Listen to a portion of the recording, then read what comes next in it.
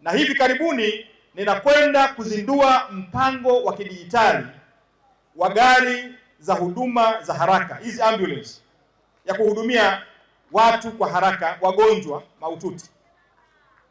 Uzinduzi huu ambao tunakwenda kufanya hivi karibuni wa kidijitali, Mtanzania akiwa na simu ya kidijitali atakuwa na uwezo wa kujua gari ya ambulance ya kubebea wagonjwa mahututi iko wapi na inatoka wapi. Kama ilivyo Uber, tunakwenda kuzindua mpango huu, na wananchi watahudumiwa bure bila kutakiwa kulipa gharama ya mafuta.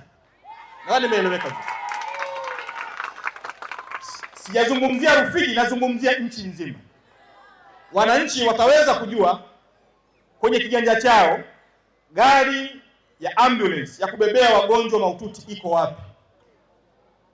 Hata walioko Dar es Salaam, walioko Mwanza, akiingia kwenye simu yake atasearch, ataona ambulance ya karibu ina dakika moja, atairequest, itakwenda kubeba mgonjwa bure kumpeleka kituo kilicho karibu cha afya.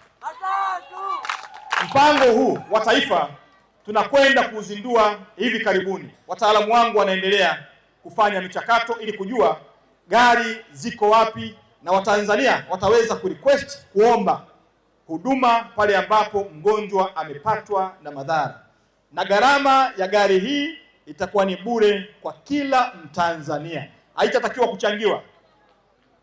kuchangiwa hata kidogo.